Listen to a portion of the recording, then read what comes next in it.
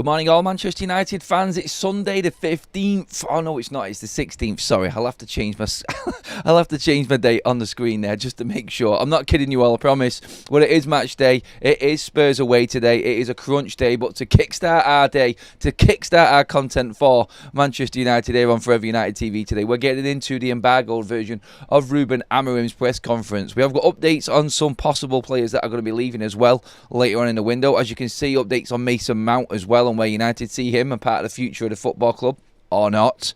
But Ruben Amorim has been very, very blunt with everything around Manchester United's situation at the moment. In particular, the money wasted, the jobs and everything that's actually going on at Manchester United right now and how he feels about it, who is responsible for it. He has been more than honest. I think probably brutally honest, to be honest. I don't think it's all exactly right in what he's saying, but this is how he feels. He has taken on a role at Manchester United and he has been completely honest with where he is at and what he feels is going on at Manchester United at the moment. So we're going to get into that first of all. I'll bring you all of the quotes. There are some interesting ones. A good one on Jaden Sancho as well. So I'm going to get into all of that. Of course, we want to get into all of your comments as well. This, well, let's just call it a... I don't know, actually. I don't know what to call today because I'm kind of excited to see something different on the pitch. And I'm kind of worried that it'll probably go completely wrong and Manchester United will be in 15th in the table. As you can see, the league table at the bottom of your screen there. With Everton's win over Crystal Palace yesterday, making it 4 wins in a row for David Moyes, Manchester United sit 15th in the league table. Sorry, 14th right now and 15th if Spurs beat us today.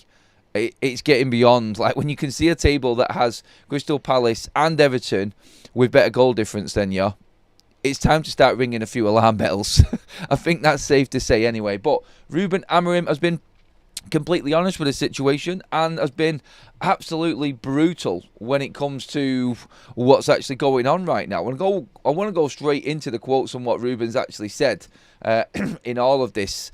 And this was the embargoed version of the press conference from Friday. So on Friday, in the first part of the press conference, Ruben was talking about the injuries. We've got a few players out. We've had a few issues. We obviously got the bombshell yesterday that one of them players that was injured was Ahmad, and he is now out for 3 months, pretty much the rest of the season. So that was where we're at. We also heard that there was issues with Toby Collier and with Manuel Ugarte as well, and Kobbie Mainoo. I forgot about him as well. Yeah, so 4 Manchester United first-team players added to the injury list yesterday, and we've obviously promoted 5 academy players in Harrison, Sekou Kone, Chido Obe, Jack Morehouse, and Harry Amass. I only forgot the last one there for a minute. They are all in the Matchday squad today. Whether or not they will feature, we will wait and see. And I think that's the anticipation and the hope in anything, really, with United fans today. It's the unknown today, I think, that really excites us. It's the unknown that pretty much keeps us going. We really haven't got much hope. But Ruben Amorim, when asked about everything that's going on at Manchester United at the moment, it is downbeat. But this is just a brutal response from a question regarding Manchester United's job cuts and everything that's going on behind the scenes at the moment at Manchester United. And Ruben Amorim, in his response to this, it is very important for us, coaches and players, not to ignore it. This on people losing their jobs at the club. The biggest problem is football. Because we spend money, we don't win. We are not in the Champions League, so the income is not the same. We have to spend a lot of money. We have spent a lot of money in the past, and now we have to be careful with finances. We cannot rebuild the team as we would like, setting us up in a bit of a warning there for the summer and what's to come. People are losing their jobs, and it's affecting the environment. We can't ignore this problem. We recognise it, and I want to say that the responsibility for this lies with the first team. Ruben Amorim taking it on himself, really, to say that the situation right now is that because of the first team, because of the underperformances on the pitch. Look, how many times have I said it? I've said it every single time. The only way United run well and everything else is okay is if United are getting results on the pitch. If United are awful on the pitch, a whole world of uncomfortable conversations start being dug up and everyone starts digging into where the problem's at because everybody wants to find a problem. People are backing the players. People are backing Ruben Amorim. If it's not working, we can't just blame the manager again. We can't just blame the players again. It goes deeper. It goes to the recruitment. It goes to the scouts. It goes to the CEO. It goes to the running. It goes to the owners. It goes deeper and deeper and deeper. And all of a sudden, you have the whole mess of everything that's going on right now. You have issues on match days with fans. You have issues with ticketing. You have issues with the ownership. Now United cannot spend. PSR getting in the way and everything like that. And United having to make cuts because we're not in the Champions League. Ruben Amorim said the golden words right there. We are not in the Champions League. The Champions League basically funds the top Premier League teams. It funds the big teams in Europe. There is so much money there, and it covers a multitude of sins and issues. You cannot get away with anything or any recruitment mistakes or financial or spending that might not have been bang on point. You can't get away with any of that unless you're in the Champions League. Now, I'm not saying you get away with it. Obviously, you still got to cover it, and it is a problem, and you could have spent that money elsewhere, but still, if you are going to have any issues at all, it is softened by being in the Champions League. So straight away, Ruben Amorim has been honest there. People at Manchester United are losing jobs because this first team is underperforming. Now, I'm going to bring this up later on today, but for me, that is your match. That's your pre-match speech. That's what I'm going. If I'm a Man United player right now, I've just listened to my head coach. I've just listened to him say that everybody at Manchester United is losing their jobs because of the way that Manchester United's first team is performing. He's right. He's 100% right. And I stand by everything that he said there because he is. And you could say, no, he's not. There are other things that are the problem. It's the ownership. It's everything else. The ownership wouldn't even be a question right now if United were winning. It's as simple as that. If you're successful, nobody cares. And I don't care what anybody says and talking about the ownership and everything like that. No one was complaining when United were picking the double up with the Glazers in situ in 2008. No one was complaining about when Sir Alex Ferguson won the title in 2013. Everything was in place. United was successful. We were in the Champions League. We were competing at the highest level. No one was complaining about anything that was going on above board level at that point. And if you're winning, that's what matters. If you're winning, nobody's talking about other things. Ruben has just owned up to it being the problem. Now, the second bit from that comment that I wanted to get into is the fact that he has accepted the club as it is, and he has taken it on his shoulders. We. That's all he talks about. We have spent too much money. We have wasted money. We have made mistakes. He's taken it upon him as to say, this is what I have entered into. And for me, it just looks like he's had them conversations with INEOS. This is what you're walking into right now. And whether you like this next statement that I'm going to say or not, it is the brutal, honest truth. And that Ruben Amorim is an INEOS man. He's talking like INEOS.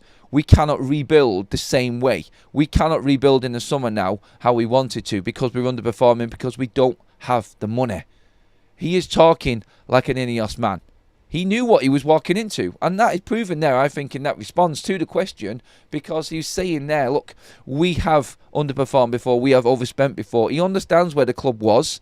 He has learned everything that was wrong and all of the mistakes that were made. And this is why he is going in also on his way and his style of play.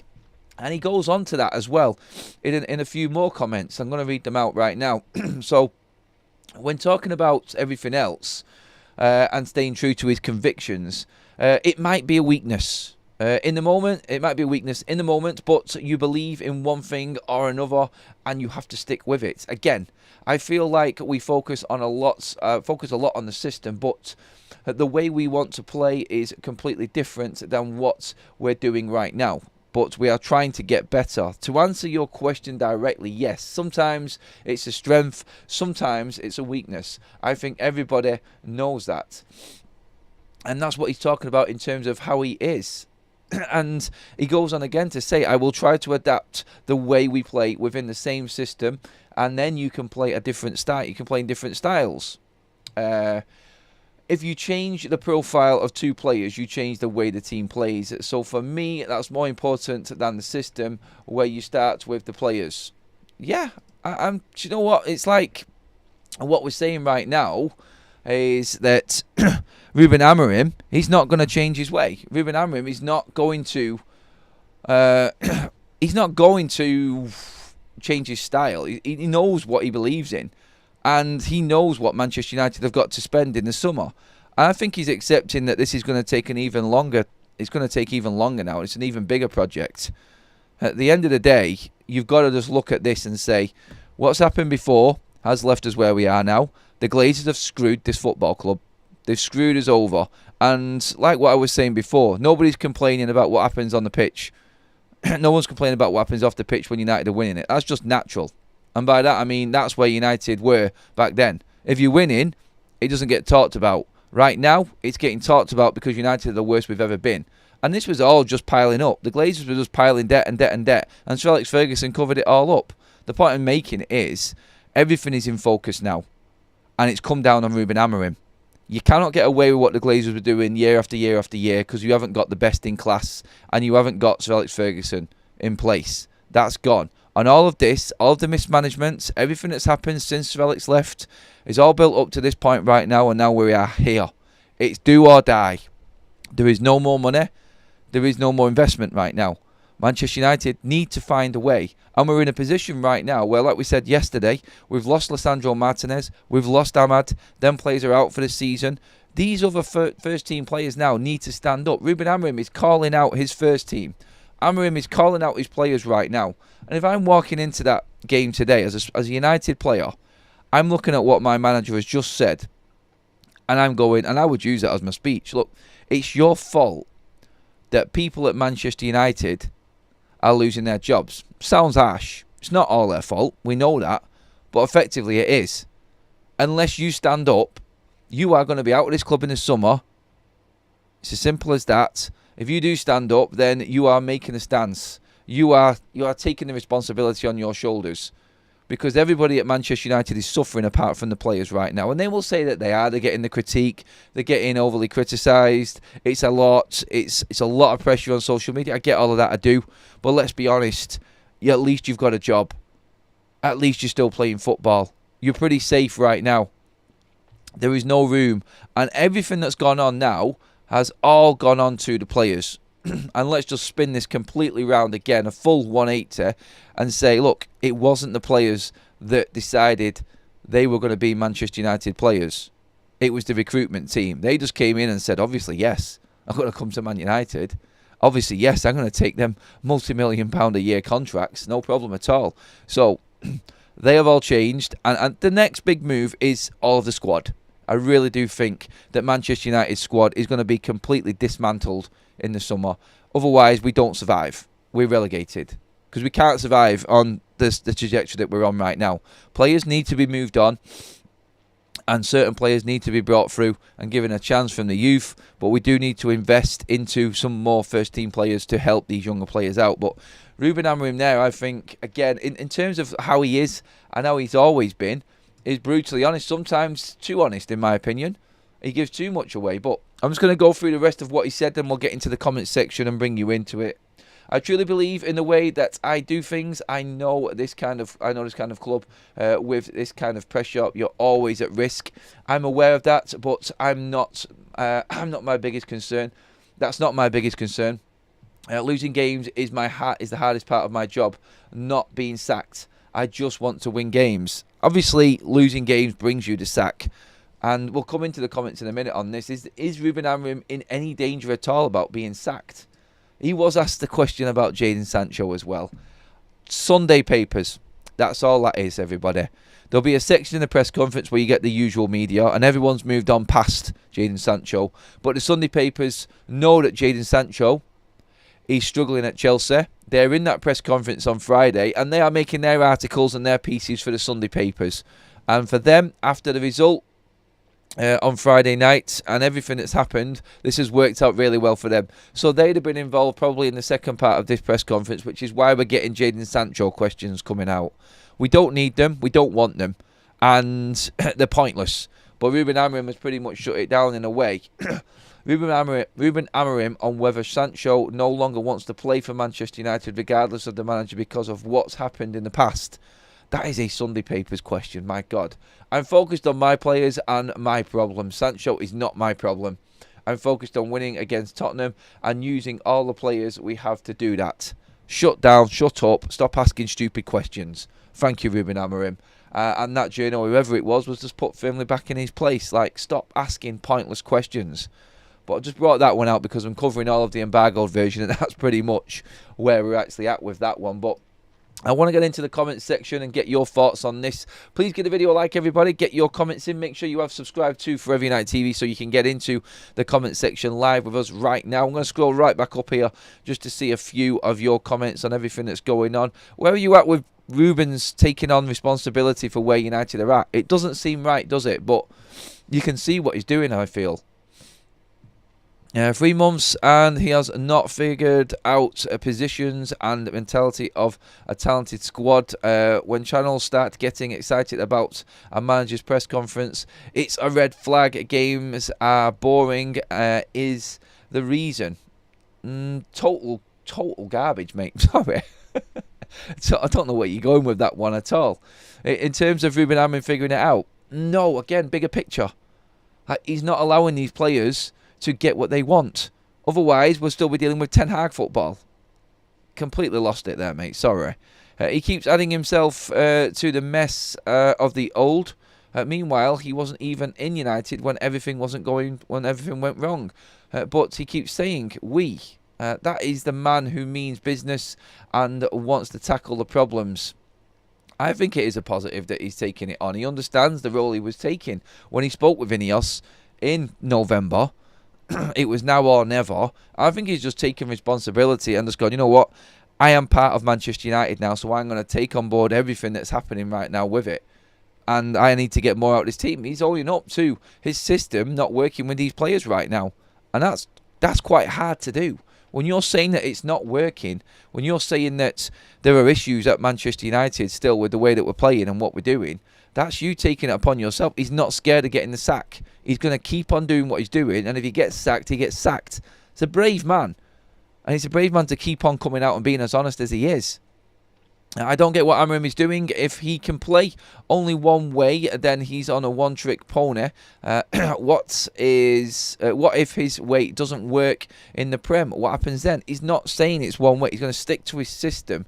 He's adapting his system into different types of formations throughout. Someone left a stupid comment yesterday on the video saying that when I was talking about the youth team playing the same way as the first team, and that goes through the academy. That's just a standard.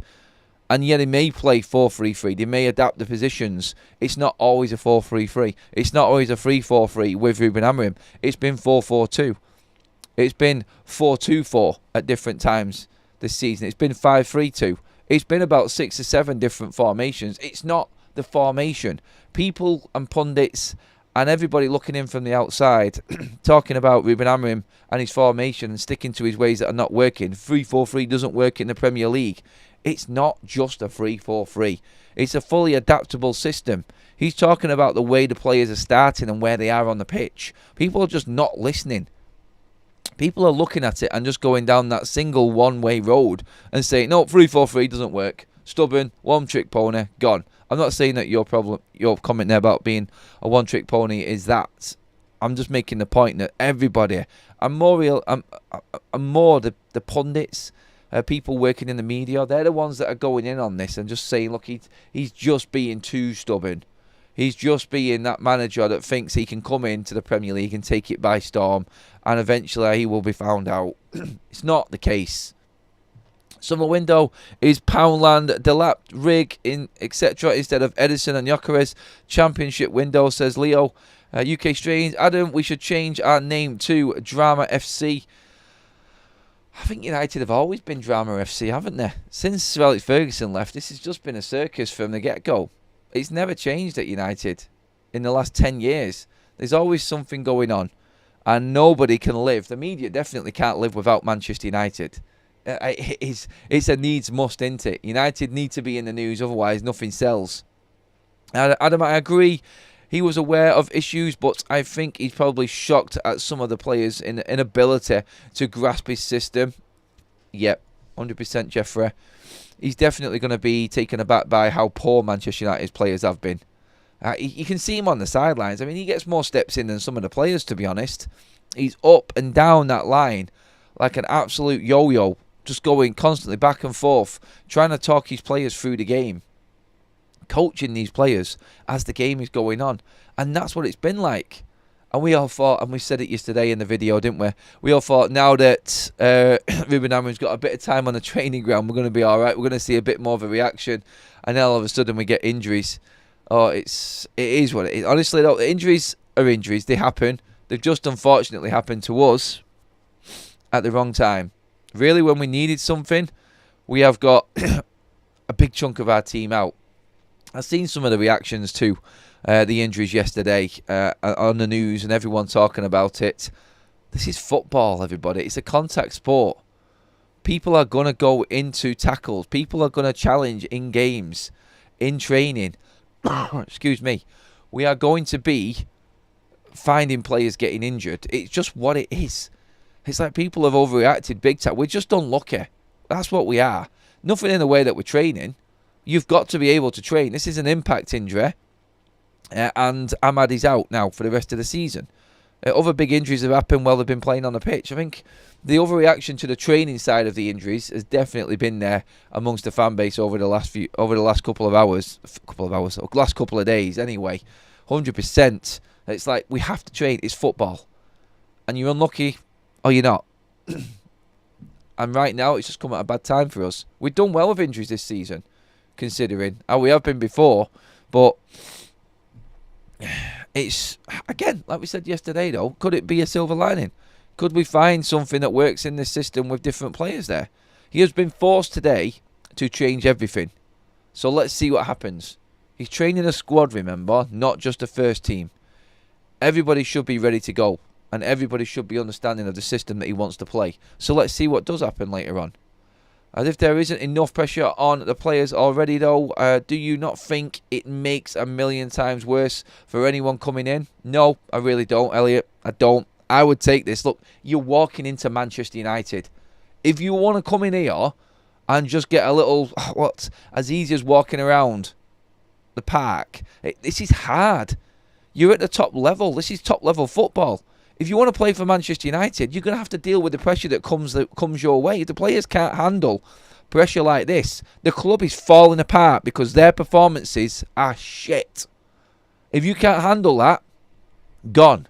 Simple as. I don't care about pressure on players. These senior players right now, and we're not talking a similar situation here as like the club throwing Rasmus Højlund into the situation he's in about being a top striker at Manchester United. That's not what we're talking about here. We're talking about these players collectively being able to handle the pressure of being a United player. And if you melt in that shirt, you don't belong. You don't belong at this football club. And these players are. They are melting. You got Rawls with a super chat. Cheers, mate. These injuries likely to keep them from winning the Europa League? Maybe. Ahmad is a big difference. He's a player that you want in your side. He's a player that you don't want on the sidelines anyway. I know that for certain. But yes, it could affect the Europa League. It could affect the FA Cup. Obviously, I still expect Manchester United to be able to beat Fulham and get into the quarterfinals. But every single game we know, it doesn't matter who we play. Like Ipswich coming up in a couple of weeks at home. They have just managed to draw with Aston Villa with 10 men. And all of that Aston Villa have got and how well they're playing. So Everton next week, I can't see United winning that game. I can't see United feeling confident in any game. So to answer your question, you got Ross, mate.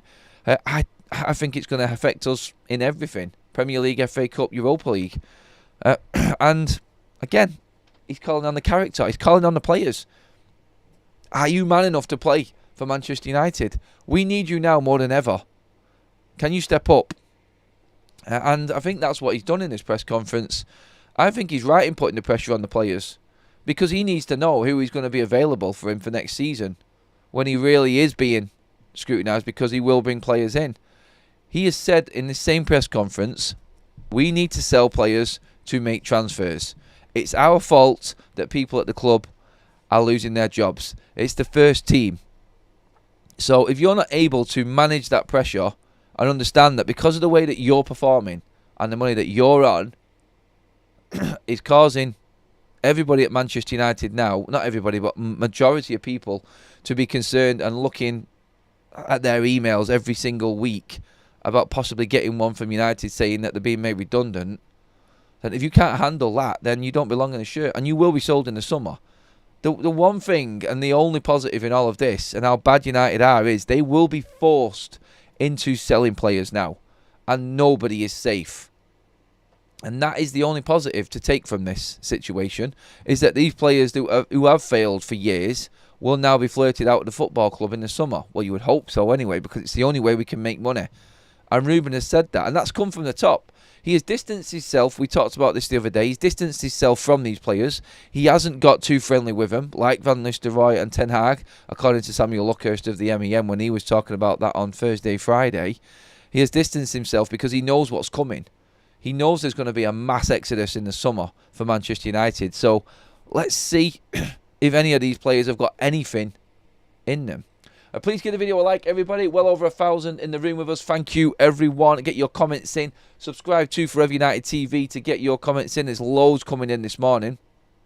Adam is not reading the room because he is emotionally invested in Amorim and INEOS. Oh, go do yourself a favour, mate. Do one. Once the fans and the media start the muttering, it only goes downhill. Adam is feeling what Erik ten Hag in fans felt in the past. Complete numpty, mate. Go do one, George. Honestly, goals for George. You're completely wrong with it. Don't come in on me saying that I am not reading the room. I understand what's going on, and I've given plenty of context to it. You coming in with your numpty head comment just like that, trying to slag me off for what I feel, just because I'm invested in Amorim. No, I've give context to why I didn't want Ten Hag. I gave context to why I think Amorim is the right man, because how many times have I said the bigger picture? Clown. Honestly, I don't care. Like, honestly, you can come in and put your comments in and have a go at me, but don't say complete idiotic comments like that. Don't bring that crap into it, for God's sake. If INEOS want to run the club sustainable and not pump money into United, can United ever be successful? I mean, does any Premier League team run with a profit? No, they don't, apart from Man City at the moment, because they keep winning things. But to answer that question, if you are INEOS right now, would you invest more money in unless the Glazers gave you more power? I think that's where they're at. We don't know what INEOS are going to invest in the summer. We don't have a clue. They're trying to run it as a business, and it feels like the soul of the club is being drained away by INEOS right now. That's how it feels. But we don't know what's going to happen in the future. If Sir Jim Ratcliffe invests more money, he's going to want more power. He isn't going to give money to the Glazers. So INEOS investing money into Manchester United is basically them handing more money over to the Glazers. And I don't think they're going to give any more. Where we're at right now, I think, is a complete standoff. And I think INEOS have undercooked the situation. INEOS haven't realised what they're going into. And I think they've made massive mistakes in their first year, which has set them back on their whole plan back. And right now we're covering over cracks, gaping cracks within Manchester United's infrastructure because of how INEOS and Glazers' first year together has been run at Manchester United. It's been a bit of a disaster. It has been a disaster. And like I said, I'm open and I'm always balanced with what I say. In terms of INEOS, in terms of what's happening, I understand the situation. I understand that the Glazers were never going to sell Manchester United. But we have to be honest and say, look, in a few years, where will Man United be? Will INEOS have turned it around? Going off what's happened so far, you haven't got confidence in that, have you? You haven't. And I can't say I'm confident that things are going to get better anytime soon. Just for the way that things have gone and how INEOS have conducted themselves at Manchester United so far. I don't. Football and them coming in and doing and running the football side of things at Manchester United, which was the first thing that we were told, that really hasn't gone well at United. And that's what everyone's going to judge them off. So far, it's been a fail. And you have to say that. There have been bits that you can understand what they've done, but it has been a fail. It has. And everything going on in and around Manchester United right now has come down on INEOS, quite rightly. Because they're the ones that thought they could come in, get into bed with the Glazers and run Manchester United, and they've fallen over the first bleeding hurdle. It's embarrassing for them, and let's see what they're going to do. But they're not going to invest more money, I can guarantee you that right now. Nobody in the right mind would give the Glazers any more money. They thought they could come in and run Manchester United. they ballsed it up. That's it. So anybody who thinks that I'm a pro INEOS supporter, I'm not. I'm just a realist. And that's what's happened. They've had full intentions of coming in with their investment, getting the foot in the door and being able to run United better as a football side of things. They didn't realise. Ruben didn't realise. We all knew, because we knew what these players were, that this was going to be a bigger job than simply coming in and making a few cuts here and there and making United run better and run Manchester United at a profit. They've come in, and the reality of the situation is that United are in too much debt. We cannot spend because of the Glazers. INEOS have invested and give the Glazers what they wanted. Mistake. They thought that they could turn United around with what they had. They thought they had the right man. They made a mistake there. They thought they were bringing the right man in mid-season. They probably made a mistake there in Ruben in thinking that he could turn it around. Unless they were fully acceptant that Ruben was going to do this and United were going to fall, I think he is the right man for the future, like I've said. But to come in mid-season with no money, he's probably not the right man for the here and now, because United are falling where they are. But we all know, as a fan base, that this pain was probably going to be needed to really prosper going forward into the long-term future. And that's the situation that we're at right now. We're waiting to see what happens next. We've given up, in a way, haven't we, on anything happening right now with this current squad. INEOS will be judged even more on this summer coming up. And it will be judged on certain players leaving Manchester United. Otherwise, I think they've lost the battle after 2 years in. And there's not one Man United fan will be convinced by Sir Jim Radcliffe, by INEOS and the plan. There isn't. I'm not blaming the people that INEOS have employed, by the way. I think Jason Wilcox is good at his job. I think Christopher Vivel is. I think what United have got in structurally wise, I think they have got the right people in place. But it's like sticking the best racer, let's just say the best Formula 1 driver in the worst car. You've got everything in there to make it run right, but unless the foundations and everything and the whole structure of the car is right, he's still not going to be able to compete. And that's Manchester United right now. We have the right people in, I feel. I think it does look more like a football club, but you can't polish a turd, can you? It's that phrase again. At Manchester United right now are in a massive hole. And it feels painful having to write a season off, but that is literally what we're doing right now. It really is. I'm going to get into some more of your comments. Super chat in from Andreas. Love your show, Adam. Keep it up. We need to unite behind Amorim. Look, Amorim is the right man for me. He is. And again, I'll judge Amorim in 2 years, like I did with Ten Hag. Ten Hag completely blew it. He had a good start. We were right behind him. And then for some reason, he completely left his whole philosophy behind and tried to change everything. He got ahead of himself, I feel. And that, I think, was his downfall. Ruben Amorim has made a very good start, but in a different way. Not on the pitch, but in 2 years, will what's happened now benefit Manchester United? I think more so. I think it's more sustainable long term in doing what he's doing now. Big summer ahead, like we've said, but still, I think we do need to get behind Ruben Amorim. Look, I've said it before. I've criticised him. I'm not going to just say he's absolutely perfect. He's made mistakes. Certain plays that he's played in certain positions, for me, are not right with Ruben Amorim. But I understand where he's at with his squad. With what Ten Hag was given and what he spent and the plays that he brought in, he should have been doing a lot better. He clearly ballsed up in recruitment, and Ruben is now taking over that mantle. He's now dealing with the squad that's in place, which we know is not good enough. But we are seeing signs that big decisions are being made with certain players that have needed to be made. And this is just the start of the rebuild. Ruben Amorim in 2 years is where we start judging Ruben Amorim. Adam, at 67 years old, followed the boys since I was 4. I can honestly say I've never felt so low and depressed as a Red. Spurs, Everton, Fulham, Arsenal to come. I honestly fear the worst in all those. When you talk about them games there, yeah, totally agree with that one, mate. It is a tough bunch of games, David. It really is. Unpopular opinion, says Kenny, though.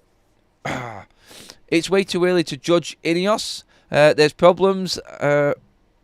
These problems are endemic because of the Glazers. Look, the Glazers are always the biggest problem, but INEOS have joined them. So like I said before many a times, you're not going to tell Man United fans that INEOS are not a problem. I can't tell them. Like I said before, I look at what they are doing. I can see what they're trying to do. But you obviously have to deal with the fact that you're working with the Glazers. And in Manchester United fans' eyes, that is a big no. And right now, you're looking worse than the Glazers. And I have to say that because they're the ones that are slapping the club with these cuts. They're the ones that are upping ticket prices. We are the worst we've ever been with the Glazer ownership in place right now since INEOS have come through. So you look like idiots. But in the future, it may turn out better. This big loss right now is still very, very early into their tenure in their ownership or part ownership at Manchester United. So maybe we do have to look at that a little bit as well. So yeah, it is. 1,200 in the room, over 200 likes. Thank you, everybody. Keep them comments coming in. Make sure you have subscribed so you can get into the chats as well. Exactly. Eric Ten Hag, a player recruitment was terrible, says Almac. Can't spend 616 million on worse players. A lot of people agree with that one. MA, after Oli and Eric Ten Hag, I won't unconditionally back a manager unless we see incremental improvements both in results and performance. That's fine, MA. Totally get that. Great comment there, because it is like you're not now. You're not connecting yourself. We've gone that low. I think all hope is gone. You need to see actual visible improvements, I think, to get fully behind anything right now. Off the pitch, no. On the pitch, no. So right now, we are where we are, which is in a massive ditch with no way of getting out. So let's see what they do in the summer. And it has to be in the playing staff. They have to be gone. It's as simple as that. I understand that. I understand that Amorim lovers in the way that financially we can't sack Amorim for at least 2 seasons. Now, financial fair play and PSR would smash us. Look, it's not a case of we have to keep him financially. I think INEOS have gone behind Ruben Amorim and said, look, you're going to have to go in there and start tearing things up. And we're going to have to do what we can to start repairing it. And that's what I mean by these players. He's the first manager to understand he's only got 2 years. And he needs to make drastic changes instantly. And that's why I feel probably more than anything. Like, with football, I'm not convinced. I'm not convinced. I can see certain things he's doing, but I'm not convinced by Ruben Amorim's football. I said it there. But I want to see what Ruben Amorim can do with the tools and a different environment around Manchester United. And that ultimately is what he's doing. He's coming more as a, I don't know, like he's coming more as like one of the INEOS staff above at Manchester United. He's not really coming, like he is being more of a manager than a coach right now, because what he is doing is outing plays and dealing with more situations off the pitch than he is on it. Like, his football at the moment is boring. I'm going to be honest. It is. I'm not going to lie what I'm watching. It's dull, it's shit, and honestly, it is probably the dullest that we've ever been on the pitch. Like, there's no excitement at all. I can see different issues that he's got. I can see problems that he's got within this team. And he needs to start making some big calls with certain players as well. But, again, he has done more off the pitch than he has on it in terms of making Manchester United, I feel, more sustainable going forward. And it has to be that way. The short-term pain for the long-term gain, I think, is Ruben's approach and INEOS' approach right now. So let's see. Let's see what happens from that one. What opinion do INEOS have? What option do INEOS have, though? They've put in a better sporting structure. They're meeting with fans. They're beginning the plans for a new stadium. Things that we begged the Glazers for years. Again, all of that works, but the proof is in the pudding, is in the eating, as they say. And that is, like I said at the top of the show, I'm not backing the Glazers. I'm not backing INEOS. I'm saying, if United's football is better and United are doing well on the pitch, no one even brings up the conversation. No one's looking into INEOS and the Glazers' relationship if United are performing well on the pitch. Nobody wants to talk about what positives INEOS are doing because everything's so crap on the pitch. That's the point I'm trying to make. Because the football's shit, everything off the pitch must be shit. That's what we're saying. Because like Kenny said there, INEOS are putting plans in place for a new stadium, infrastructure, better match days. INEOS are speaking to the fans. They have put a football structure in place. They have done things that we've all been begging for the Glazers to do for years. But no one cares because the football's crap. and you don't want to admit it, you don't want to say it, but that is the truth. If United were winning games, everybody would look at this and go, well, it's tough, isn't it? This is all crap. This is the Glazers' mess. And look what INEOS are doing right now. This is the conversation that would be going on. I'm brave enough to say it and come out and say it on the show. I know there's a lot of people that are thinking it. They just don't want it because they need someone to blame. And I get it. I totally get it. You got Roz. I think Anthony is locked into getting them 20 million or so. Or will that number rise if he continues at this pace? It seems to suit La Liga way more than the Premier League. It does. We talked about what we will learn from Jaden Sancho's sale in the summer with that guaranteed 25 million from Chelsea. We've also talked about the positive of Marcus Rashford doing well at Aston Villa. And United do have if say you've, for instance, managed to get 25-30 million out of Antony. You've got the 25 million for Jaden Sancho. You maybe get 40 million for Marcus Rashford. And right there, what have you got there? You've got near just under 100 million straight away. Obviously, there's going to have to be sales in terms of Casemiro. The wage bill will go down drastically because of the players that are leaving, that are on big contracts with their contracts running out, as in Eriksen, Evans and Lindelof. United will get 100% profit from Marcus Rashford. And we will probably sell a few more youngsters as well at a price. So there is probably a new plan going in place right now. So I just need to drink that. Wasn't well yesterday and my voice is like razor blade throat right now. It's going to be a hard day, this one today. By the way, everybody, quickly, we are going on to football talks for the paper round straight after this show as well. We are going to be doing a watch along on Big Up later on as well. We're back at 12 o'clock on FUTV as well for the warm up, the pre-game warm up show. Then it's the watch along on Big Up later on. And then we're going to have the aftermath with, I think Jay's coming on as well after the game. We'll have my reaction and all of the usual football content on game day as well, everybody. So, yes, that is the full day's content laid out. So I'm trying to save my voice and trying to make sure that I've got something left. I've got Kaz's game as well in the middle of all of that. Quarter-final game today, so my voice is probably going to be absolutely battered by the end of today. But it might be the calmest you've ever seen me on a watch-along anyway, so please do make sure that you come and join us on the watch-along later. Big up. The link is in the description, everybody, as well. 100 million plus on wages going, says You Got Raws. Could be. Erik ten Hag got more out of this team than Ruben can. Think about that before slagging off Erik ten Hag. Erik ten Hag was probably the worst manager that I've seen at Manchester United. Telling and lying to the fans was my biggest issue. So, Jonathan, he got more out of these players? I don't think he did. I disagree. I think Erik ten Hag was one of the biggest problems that Manchester United in the last 10 years has had. When you listen to things that have happened, when you listen to what he was doing at Carrington, how things were going on behind the scenes with Ten Hag, what he was doing with his agency, all of the uncovered problems that Ten Hag was bringing at this football club, and why certain things happened the way they did, you will change your mind completely. I'm not going to go into anything like that, but that man was delusional beyond belief. I'd rather have someone like Amorim coming out and telling us that these players are not good enough, because that's all we have said for the last 10 years. Let's be honest. He has said it. So if you want someone to get a bit more out of these players and keep on pulling the wool over our eyes, then go for it. It's not for me. I'd rather be in this situation right now than still hanging around 13th where Ten Hag left us, dealing with that man lying to our faces. Because let's not forget, we might not have moved anywhere and the football may be crap.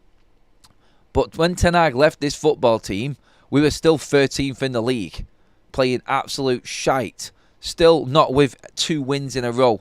Like, we've not got it since, and Ruben basically has come in and the football hasn't got much better on the pitch. You could say it's got a little bit worse because we're not succumbing to these players and letting them just have their way and just living off Moments FC at United again. That's where we're at. I would know, like, honestly, Ten Hag was the worst thing. No, Jonathan, to answer that, I don't think it will make it through the day, my voice, mate. It won't. But, yeah, I think with where we're at right now, Ruben just being brutally honest, look, there is an element of just, I think, with that, like, something that we need to get behind and be happy about. I do feel like we need to be I think we need to be honest with ourselves. Like, it's not working for Ruben Amorim on the pitch. The football hasn't got any better. Off the pitch, he's done a lot more. And I don't want to judge Ruben Amorim until we at least give him one window. Like, this time next year, Ruben Amorim is still doing this, there are going to be concerns. But like I've said before, like, I wasn't convinced with Ten Hag after winning the FA Cup final. I called it then. I know after 2 seasons whether this manager is going to work or not. And we'll be brutally honest with ourselves then again. But he'll get the same that he got with Ten Hag with me.